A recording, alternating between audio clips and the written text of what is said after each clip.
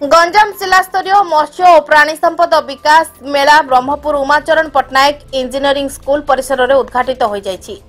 उद्घाटन उत्सव में मुख्य अतिथि भाव मत्स्य और प्राणी संपद विकास विभाग एवं अणु क्षुद्र और मध्यम उद्योग विभाग मंत्री गोकुलानंद मल्लिक जोगदे शुभारंभ करथिबा बेले गंजाम जिलापाल दिव्यज्योति परिडा अध्यक्षता करथिले।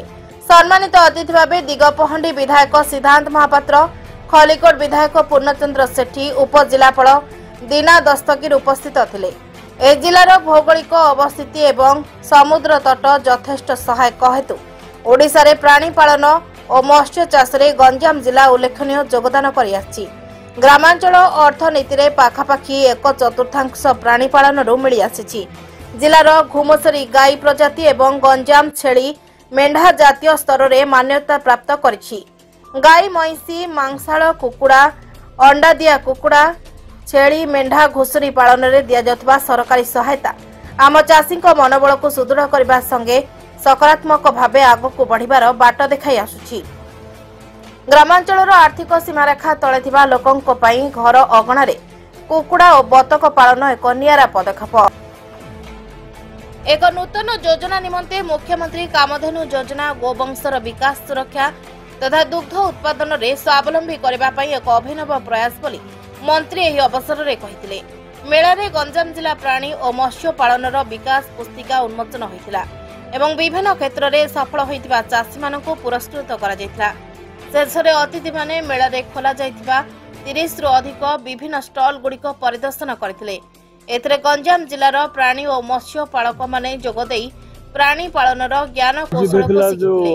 कृषि मेला एटा बहुत अनुप्राणित हम चाषी आम गंजाम जिलार पुरुषोत्तमपुर ब्लॉक रे आम चाषी मिसिकी 12-13 जन मिसिकी केतोला जमीन नहीं चाष कर चाष मत्स्य चाष आम चाष नियर टू आम 60 परिवार को आम चल पार्छु। 60 परिवार प्रोजेक्ट काम कर आमर डिस्ट्रिक्ट फिशरी ऑफिसर समस्त डीएफओ एएफओ एफओ समस्त आमको प्रति स्टेप रे साहाय्य करछंती। तेणु समस्त बहुत बहुत धन्यवाद। आज मीटिंग बहुत बढ़िया मीटिंग है। जदि गंजाम जिला लोक मैंने एत परिश्रमी आई मंत्री एमएल मान सहयोग करेंगे गंजाम जिला अखिलेश्वर दिने ओडिशा धनी माने राज्य हो पार। धन्यवाद। Thank you.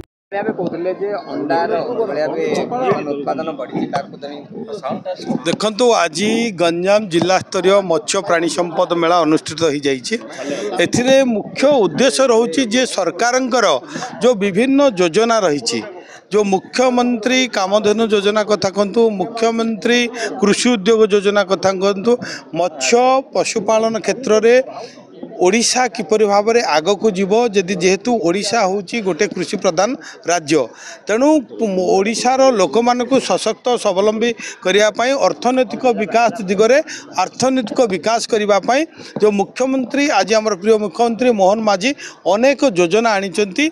एथिरे लोक मानकु सब्सिडीर व्यवस्था करा जायछि। जो मुख्यमंत्री कृषि उद्योग योजना रे 1 कोटी टंकार सब्सिडीर मध्य व्यवस्था करा जायछि। आउ जो माने एबे वर्तमान मुख्यमंत्री कामधेनु योजना वर्तमान 2टी गाई देवार सब्सिडी 60 रु 70% सब्सिडी व्यवस्था करा जायछि। तेणु आज जे माछ चाष करियो सब्सिडी व्यवस्था करा जायछि। एवं जेहेतु एठी गंजाम जिल्ला रे समस्त प्रकार भित्ति भूमि एवं एठी 60 किलोमीटर परिव्याप्त चिलिका रही तेणु एठे सबु संभव रही। तेणु लोक मानकु एथिरे अवेयरनेस करे लोकों को अधिक रु अधिक विभाग विषय जानतु एवं लोक माने तार किपरि सफल रूपायन हो पार ताकर जो यही योजनार अंतर्भुक्त हो पार आज मेलार मुख्य उद्देश्य थिला।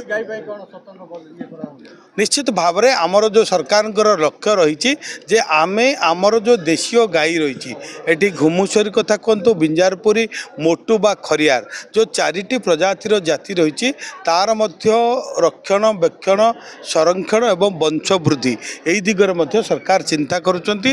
एणु आमर प्राणी कल्याण योजना करा जाइछि। ଆଉ ତ ଗୁରୁତ୍ୱପୂର୍ଣ୍ଣ ବିଷୟ କହୁଥିଲେ ରାସ୍ତାରେ ବୁଲୁଥିବା ଗାଈ ଗୋରୁଙ୍କ ପାଇଁ ମଧ୍ୟ ସରକାରଙ୍କ ପକ୍ଷରୁ ଯେଭଳି ଭାବେ ଗୋଶାଳାର ପ୍ରସ୍ତାବ ରହିଛି କେମିତି ତାର ରହିଛି?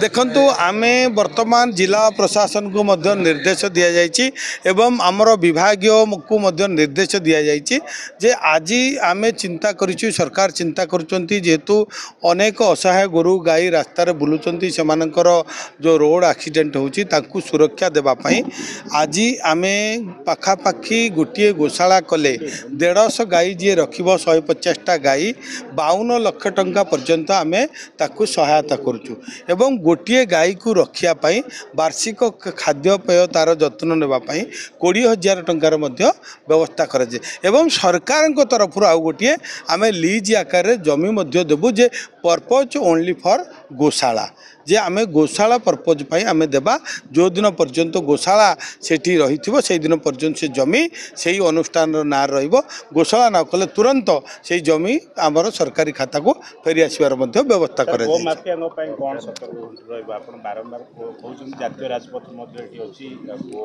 चालन मध्य होची देखंतु आमे पशु संपदर विकास पई गोमातार सुरक्षा पई जो गो हत्या होची गोचालन होची ता पई मध्य वर्तमान आम सरकार चिंता करूचंती जो माने गोमाफिया अछंती गोचालन करूचंती ताकू मध्य कठोर कठोर दंड देबा पई व्यवस्था करा जायछि जिलापाल एवं एसपी मानकु मध्य निर्देश दिया जायछि समस्त सेमान को गाड़ी को सीज करिया पई तांकोठु अर्थदंड करिबा पई एवं जेल रो मध्य व्यवस्था होछि एवं जो माने एथिरे संश्लिष्ट रहउचंती सेमान को कठोर कठोर दंड देबा पई सरकार व्यवस्था करछंती टार्गेट 2 गुण करिवा आम सरकारंकर लक्ष्य रही अंडा माछ दुग्ध उत्पादन रे आमे द्विगुणित करवा स्वावलंबी हेबा आमे बाहर राज्य उपरे बा पड़ोसी राज्य उपरे आउ निर्भर करवा नहीं वर्तमान आमे अंडा पाखापाखि दिन को 1 कोटी आमे जो वर्तमान आमे प्रोडक्शन करूचे ताकू 2 कोटी केमती होबो आमर जो माछ रही वार्षिक 11 लाख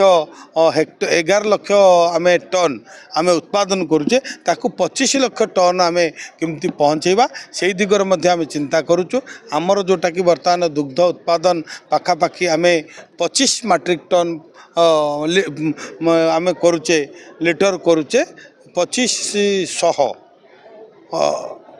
मैट्रिक 25,000 मैट्रिक टन आमे दुग्ध उत्पादन जो करूचे ताकू मध्य आमे डबल ब्रह्मपुर शिवनारायण पंडा रिपोर्ट चेतना मीडिया।